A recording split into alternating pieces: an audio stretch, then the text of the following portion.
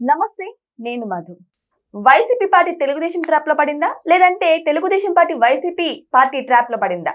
అయితే తాజా పరిణామాలు చూస్తుంటే అసలు రాజకీయం ఎటు దారి తీస్తుంది, మరి రాబోయే రోజుల్లో రాజకీయం ఎలా మారనుంది అన్న ఎన్నో ప్రశ్నలు తలెత్తుతున్నాయి. ఈ రోజు మనం తెలుసుకుందాం. ప్రస్తుతం మనతో పాటు ఉన్నారు సీనియర్ జర్నలిస్ట్ సిఎస్ రావు గారు. వారిని అడిగి మరిన్ని విషయాలను తెలుసుకుందాం. నమస్కారం సార్. సార్, జరుగుతున్న పరిణామాలు చూస్తుంటే వైసీపీ ట్రాప్ లో టీడీపీ పడిందా, లేకపోతే టీడీపీ ట్రాప్ లో వైసీపీ పడిందా అని కొన్ని క్వశ్చన్స్ అయితే రైజ్ అవుతున్నాయి. అసలు ఏం జరుగుతుంది సార్ రాజకీయాల మార్పులు? ఇప్పుడు ఈ క్వశ్చన్స్ కి ఆన్సర్ చంద్రబాబు గారు చెప్పారు, చాలా క్లియర్గా చెప్పారు. ఏం చెప్పారు? టెలికాన్ఫరెన్స్ పెట్టి చాలా సీరియస్ గా చెప్పారు, మీరు వైసీపీ ట్రాప్ లో పడద్దు అని చెప్పి. అంటే పడ్డారనే కదా. అవును. సో వైసీపీ ట్రాప్ లో పడ్డారు, ఇది క్లియర్. ఇది చంద్రబాబు గారు చెప్పింది, నేను చెప్పడం కాదు. సో కాబట్టి భవిష్యత్తులోనైనా వాళ్ళ ట్రాప్ లో పడకుండా ఉంటే మంచిది. ఎందుకంటే పాలిటిక్స్ లో రాజకీయ పరంగా ఎప్పుడు కూడా హత్యలు అనేది ఉండవంట, ఆత్మహత్యలే ఉంటాయి. హత్యలు ఉండవంట, ఆత్మహత్యలే ఉంటాయి రాజకీయాల్లో.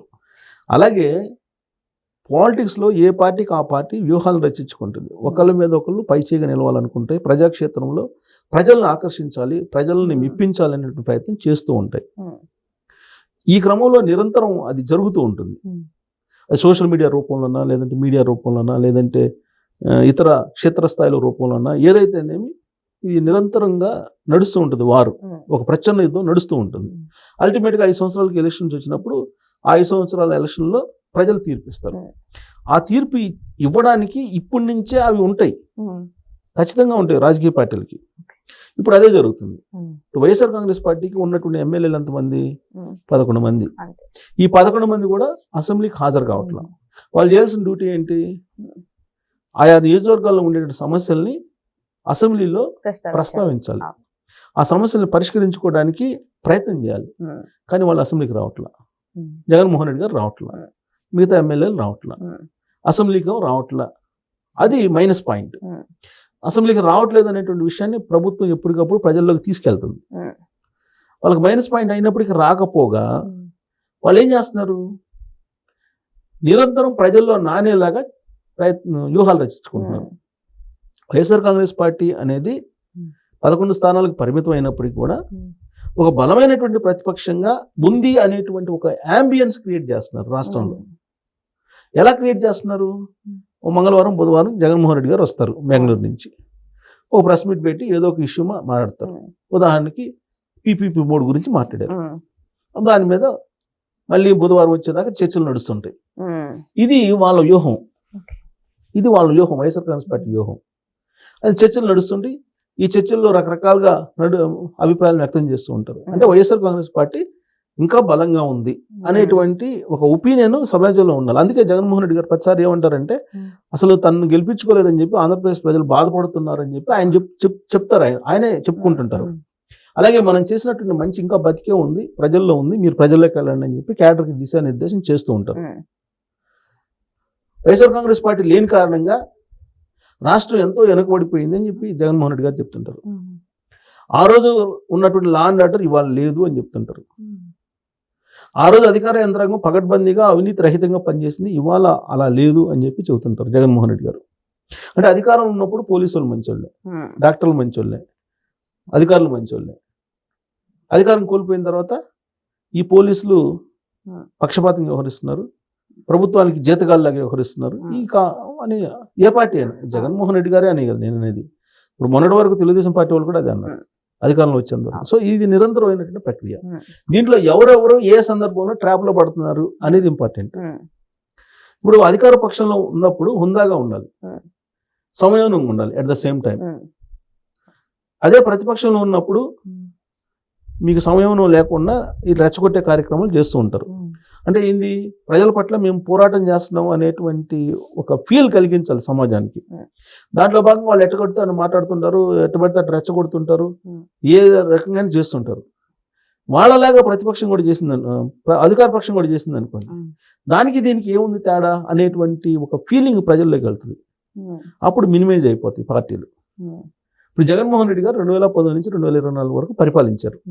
ఆయన పరిపాలన ఏం జరిగింది అనేది ప్రజలకు తెలుసు. డోర్ డెలివరీ చేసింది తెలుసు, శిరోముండనం చేసిన కేసులు తెలుసు, తర్వాత కేసులు పెట్టిన ఎవరైనా పోస్టులు చేస్తే ఆ పోస్ట్ను లైక్ చేసినటువంటి వాళ్ళని కూడా తీసుకెళ్లి స్టేషన్లో కూర్చోబెట్టారు. రంగనాయకమ్మ గారని 70 సంవత్సరాలు ఆవిడ తీసుకెళ్లి జైల్లో కూర్చోబెట్టారు, లాకప్లో. ఇవన్నీ ఆంధ్రప్రదేశ్ ప్రజలకు తెలుసు. ల్యాండ్ టైటిలింగ్ యాక్ట్ అని చెప్పి ఏం చేశారో తెలుసు.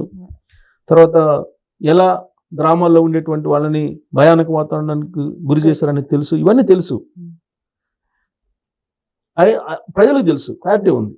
కానీ ఇప్పుడున్నటువంటి ప్రభుత్వం నుంచి దానికంటే మెరుగైనటువంటి పరిపాలన కోరుకుని మీకు ఓట్లు వేశారు, 124 మందిని గెలిపించారు.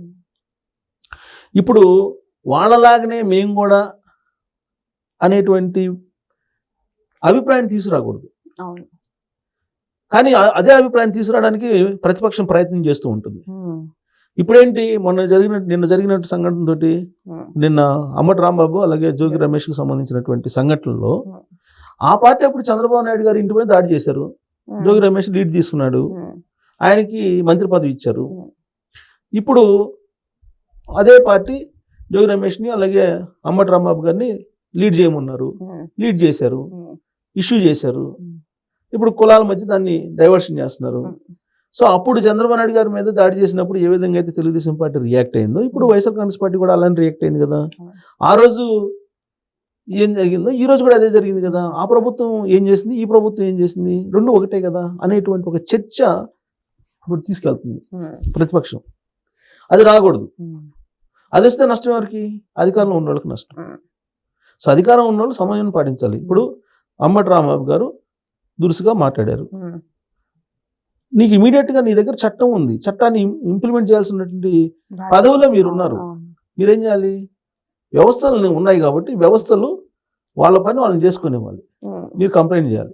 కంప్లైంట్ చేస్తే ఆ కంప్లైంట్ బేస్ చేసుకుని ఆయన్ని అరెస్ట్ చేయటము, లేదంటే ఆయన వాడినటువంటి పదజాలానికి సంబంధించి తీవ్రతను బట్టి సెక్షన్లు పెట్టి కేసులు పెట్టి ఆయన్ని జైల్లో పంపించడం, అరెస్ట్ చేయటం, ఏదో ఒకటి చేయాలి. కానీ క్యాడర్ వెళ్ళిపోయి వాళ్ళ ఇంటి మీదకి పడితే దాన్ని సమాజం అంగీకరించదు.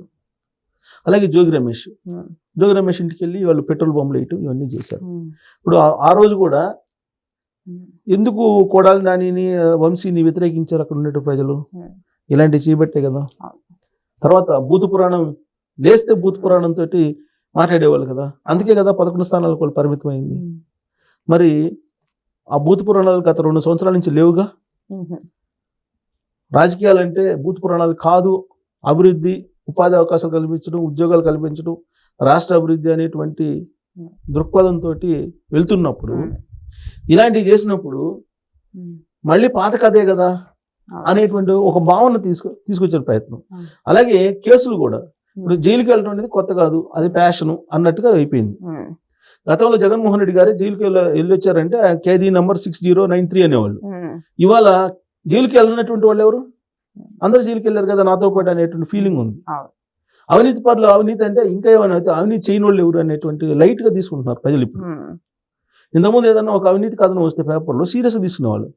ఇవాళ కోట్ల రూపాయలు దోషేస్తున్నారన్నా కానీ పబ్లిక్ లో ఫీలింగ్ రాకుండా ఉంది. కారణం ఏంటి? వీళ్ళు దోశారు, వాళ్ళు దోశారు, దోసుకుంది ఎవరు అనేటువంటి చర్చ పబ్లిక్ లో ఉంది. అది మంచిది కాదు. సో ఇప్పుడు ప్రతిపక్షంలో ఉన్నటువంటి వాళ్ళు అధికార పక్షాన్ని వీళ్ళంత వరకు బదనాం చేసేటువంటి కార్యక్రమాలు చేస్తూ ఉంటారు. వాళ్ళు చేసే కార్యక్రమాల ద్వారా ప్రజలకు మురిగేది ఏం లేదు. అధికారంలో ఉన్నటువంటి వాళ్ళు బాధ్యతాయుతంగా విధానపరమైన నిర్ణయాలు తీసుకుంటే ప్రజలకి, సమాజానికి మేలు జరుగుతుంది. దానికి దూసుకువెళ్తున్నారు ఇప్పుడున్నట్టు ప్రభుత్వం. కానీ దాన్ని స్పీడ్ని తగ్గించేదానికి, లేదంటే దానికి ఉన్నటువంటి ఇమేజ్ని తగ్గించడానికి ప్రతిపక్షం ఖచ్చితంగా, ఏ ప్రతిపక్షం అయినా ప్రయత్నం చేస్తుంది. అదే చేస్తుంది. అది వాళ్ళ ట్రాప్లో ఇప్పుడు తెలుగుదేశం పార్టీ వాళ్ళు పడ్డారు. ఇప్పుడే కాదు, అధికారంలోకి వచ్చినప్పటి నుంచి, 2024 అధికారంలోకి వచ్చినప్పటి నుంచి ఎప్పటికప్పుడు వైఎస్ఆర్ కాంగ్రెస్ పార్టీకి సంబంధించినటువంటి వాళ్ళ ట్రాప్లో తెలుగుదేశం పార్టీ వాళ్ళు పడుతూనే ఉన్నారు. కొన్ని సందర్భాల్లో వాళ్ళ వ్యూహాలని మళ్ళీ తిప్పి కొడుతున్నారు. ఈ ఎపిసోడ్లో మాత్రం ఎంతో కొంత పార్టీకి అయితే కొంత ఇమేజ్ దెబ్బతినే అవకాశం ఉంది. ఎందుకనంటే తెలుగుదేశం పార్టీ సంస్కృతి కాదు. తెలుగుదేశం పార్టీకి అంత సీన్ లేదు, దాడులు చేసేంత సీన్ లేదు. ఉదాహరణ ఎందుకు చెప్తున్నానంటే, ఒకవేళ అదే సీన్ ఉంటే తెలుగుదేశం పార్టీకి, చంద్రబాబు నాయుడు గారిని అరెస్ట్ చేశారు. ఇది నిరాధారమైన ఆరోపణలతో అందరికీ తెలుసు, స్కిల్ డెవలప్మెంట్ కేసు కదా.